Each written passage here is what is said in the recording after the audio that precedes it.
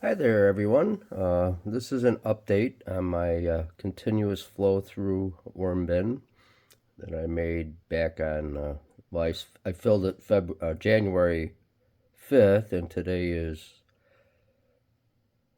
February 8th. So it's been a month and a few days. And so let's see how things are going. Initially, when I filled this, I had too much moisture in the bedding. And especially with the bubble wrap on top, I was holding way too much moisture and they were just almost drowning. Not drowning, but it was way too wet. So what I did was I took the paper and the plastic off and let it dry out, and I added some more leaf mold and compost in here to absorb that excess moisture. And now everything is kind of equaled out. It took the worms, I would say, a few weeks even after that to settle in, where they started feeding nicely on the food I was giving them. And I think I gave these guys food maybe 4 or 5 days ago. I'm not sure. Yeah, about 4 or 5 days ago. They had a mix of materials. But yeah, these worms are doing fine. Yeah, there's some, looks like some broccoli and lettuce. But now they're nicely going into the food, whereas they really were not before. But now they've got the ticket, so they're doing fine. But yeah, it's working out all right so far. Like I said, it did take a couple weeks for these guys to settle in. But now that they're settled in, they're doing just what I want them to do. Actually, they're feeding nicely. I'm getting nice aggregates of worms, and this broccoli was frozen. Yeah, maybe about 5 days ago. I put that in here. And I'm going to give these guys a little more feeding today, seeing that I'm messing with them. This is some celery that I took and stuck in a snowbank. Well, it froze first, and then, it was frozen, and then it got snow, and then it got really cold. But look how nicely that stuff is. You could almost eat that. In fact, you probably could. I'm just going to give them some of this in there, and this is just some table scraps from salad and some onion and olives in there. Just give them a little bit of that material in there too. I think these were grapes. No, those are olives. Yeah, I've never given them olives before, come to think of it. Yeah. Now give them a little crushed eggshells. What the heck?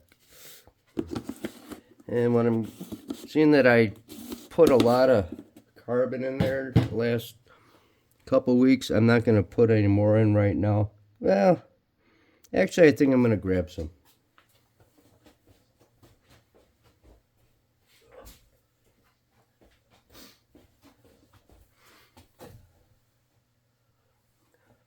This is the material that I keep. Some people consider that leaf mold, but this is just shredded leaves that I keep kind of in a bag moist, so it's ready to go. Just a little extra carbon for the worms as they work into this food. I'll just cover it up. And yeah, these guys are doing real good. A leaf. And I'll give them a little worm chow too. What the heck? This is the pulverized chicken crumble. And they take to that pretty good. But this is a pretty good moisture level now. I can keep the bubble wrap on it now.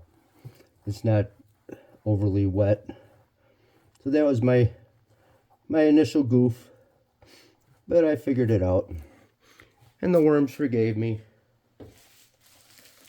So And I did add more worms to this. And when I cover this up, I'll show you how I did that. 1 second here. Just put this paper and so yeah. Actually, this is like a no fuss kind of situation. There's a couple worms between the paper and the bubble wrap. They'll find their way where they belong. Leave them be. So alright, I'm going to show you how I've been collecting worms to add in here quickly. Okay, this is my my grow bag bins here. I have this 50-gallon, that's a 15, and that's another 50-gallon over there. Now what I've been doing to collect worms to add to the CFT bin, just flipping this over, and these worms are just right at the top between the paper. These bins have just, this 50-gallon bin here, I was going to harvest it last week, but I've got a 33-gallon garbage can full of castings, so I just added more leaves in there. You can see fresh leaves. But this thing has just gone just goofy. This is all finished castings. Just beautiful. And I started this in mid-October, I think. So this has really done well. The worms have just been fantastic in here. There's some worm chow I had given them, but the worms are nice and, well, they're not huge, but yeah, you got some nice big guys in here. And I gave them a pretty good feeding not too long ago. But you can see these worms are doing very nice. I took the temperature of the bins today. It was almost 60 degrees. But it's almost 60 degrees outside today too. So, but when it was below zero, the bin temperature was more like 48. So not the ideal temperatures to raise red wigglers, but they've adapted. So, and too, when I put a big feeding in, there's a little heat, I'm sure, generating from that. But yeah, this is all I've been doing, is just as they come to the top, I'll just pick up a handful and throw in the other bin. And it's getting pretty populated, but yeah, these guys are doing really nice. I was going to do the grow bags upstairs last year, but I didn't want to have water all over on the carpet, or I would have gotten shot. And this other one over here is about equal as far as number the worms. See, I would just come and just grab a handful like that and throw in that CFT bin. These worms are really doing fantastic.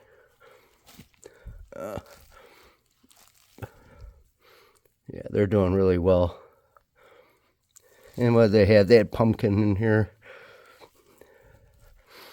Yeah.